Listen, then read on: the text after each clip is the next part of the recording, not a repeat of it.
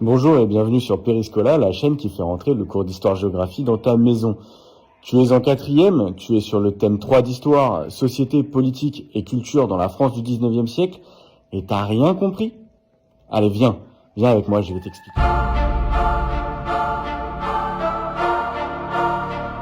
Alors, si tu es là, c'est que tu es sûrement en quatrième et que tu travailles actuellement sur le thème 3 d'histoire, société, culture et politique dans la France du 19e siècle. Imagine, pendant le 19e siècle, la France change de régime politique presque tout le temps. Des rois, un empereur, des révolutions, des républiques. Bref, au 19e siècle, la France cherche encore comment être gouvernée. Mais peu à peu, ce qui est sûr, c'est qu'une idée progresse. Le peuple doit avoir plus de droits. Alors, eh bien, comment la France va-t-elle devenir une démocratie et comment les citoyens vont-ils obtenir ce droit de vote? En 1815, après la chute de Napoléon Ier, la monarchie revient. Le roi Louis XVIII monte sur le trône. C'est la Restauration. Louis XVIII, c'est le frère de Louis XVI. Attention, ce n'est pas exactement le retour à l'ancien régime. En effet, le roi accepte une constitution qu'on appelle la charte. Et du coup, certaines personnes obtiennent le droit de vote. Mais attention, tout le monde ne peut pas voter. Seuls les hommes les plus riches ont ce droit. On appelle cela le suffrage censitaire.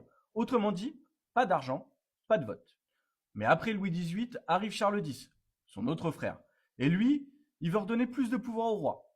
Résultat, les Français se révoltent en 1830. Charles X doit partir. À sa place, on choisit Louis-Philippe Ier, qu'on surnomme le roi des Français, et non plus le roi de France. Le régime paraît plus moderne. On garde le drapeau tricolore. Un peu plus de personnes peuvent voter. Mais il y a un gros problème. Le droit de vote reste réservé aux hommes riches. Et comme en réalité, très peu de Français peuvent voter, eh bien, rebelote, nouvelle révolution en 1848. Et cette fois, la République est proclamée. Et surtout, cette République, elle va instaurer un nouveau droit, le suffrage universel masculin.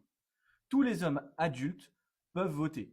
C'est une immense avancée démocratique. Sauf qu'en 1848, le vote donne comme résultat Louis-Napoléon Bonaparte, neveu de Napoléon Ier, élu président. Jusque-là, tout va bien. Sauf que, rapidement, il veut garder le pouvoir.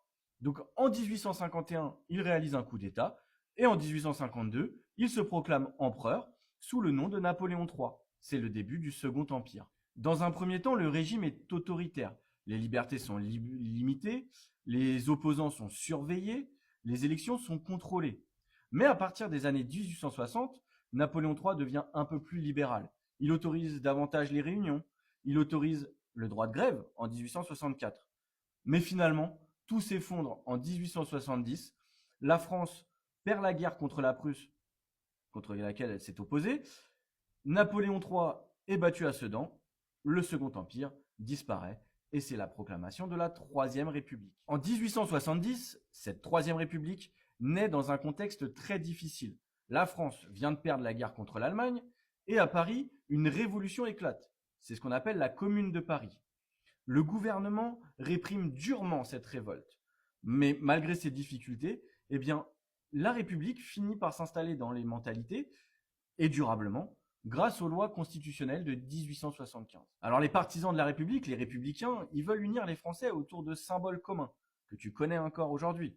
Le drapeau tricolore, Marianne, la Marseillaise. Mais ils veulent aussi former des citoyens. Et pour ça, eh bien, l'école va devenir essentielle. Les lois de Jules Ferry vont rendre l'école gratuite, obligatoire et laïque. Laïque, ça veut dire quoi? Ça veut dire que l'école est séparée de la religion, puisque tu le sais, avant, l'école était tenue par les prêtres et par les religieux en général. L'objectif est clair, former des citoyens attachés à la République et renoncer à ces idées monarchiques qui ont pu essaimer tout au long du 19e siècle. En 1894, un officier juif, nommé Alfred Dreyfus, est accusé de trahison. Il est condamné, sauf qu'il est innocent. Peu à peu, des preuves apparaissent. La France se divise alors en deux camps. Les Dreyfusards, ceux qui veulent la justice, et les anti-Dreyfusards qui soutiennent l'armée coûte que coûte. Et parmi ces anti-Dreyfusards, on va même voir apparaître notamment de l'antisémitisme. L'écrivain Émile Zola va intervenir dans un célèbre texte qu'il va faire publier dans un journal qui s'appelle L'Aurore et qui s'intitule J'accuse. Et cette affaire révèle, comme je viens de le dire aussi, un fort antisémitisme dans une grande partie de la société française. Cet antisémitisme, tu vas le retrouver durant notamment l'entre-deux-guerres entre la Première et la Deuxième Guerre mondiale, mais ça tu le verras en troisième. Et finalement, les partisans de Dreyfus vont gagner. Et la République sort renforcée de cette crise. Alors les républicains, après l'affaire Dreyfus, en fait, ils veulent limiter l'influence de l'Église dans la politique. Et en 1905, qu'est-ce qu'ils vont faire? Ils vont faire voter une grande loi, que tu connais toujours aujourd'hui, qui est la séparation des églises et de l'État. La France devient officiellement la seule république laïque au monde. Cela signifie que l'État ne favorise aucune religion et que chacun est libre de croire ou de ne pas croire. Mais il y a une grande partie de la société qui est oubliée, mais qui essaye de se faire entendre au 19e siècle. Eh bien, ce sont les femmes. Les femmes, en fait, elles sont exclues de la vie politique au 19e siècle, mais même avant, mais surtout au 19e. Elles ne peuvent pas voter. Le code civil qui a été mis sous Napoléon en 1804 les place sous l'autorité de leur mari, elles les remettent comme telles que mineures. Et à l'époque, beaucoup pensent que les femmes doivent rester dans la sphère privée. Elles doivent s'occuper de la maison et élever des enfants.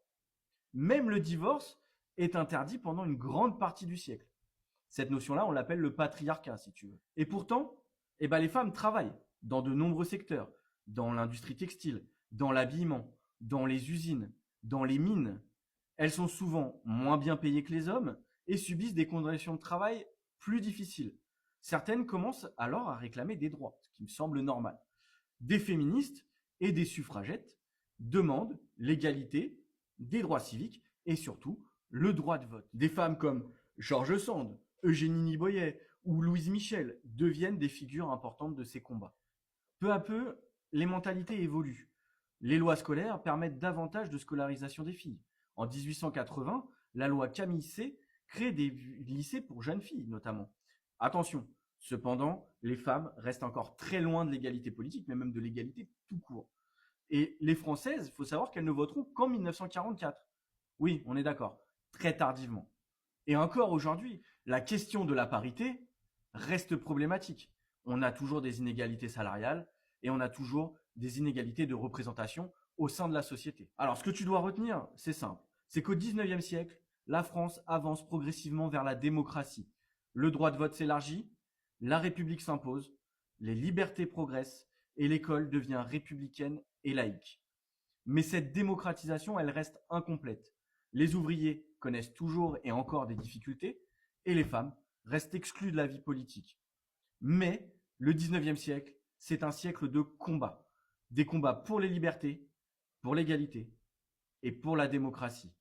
Alors j'espère que cette courte vidéo, pourra mieux t'aider à comprendre ce dernier thème d'histoire de l'année de quatrième et au cas où, à mieux comprendre ce que tu verras l'année prochaine en troisième, si jamais tes professeurs n'ont pas le temps de travailler ce thème-là en fin d'année, ça peut arriver. Si tu as des questions, tu n'hésites pas. Si tu as besoin d'accéder aux documents, ils sont sur Periscola. Et moi, je te dis à bientôt. Et surtout, si tu as aimé la vidéo, tu likes, tu t'abonnes et tu partages. Merci et à bientôt sur Periscola.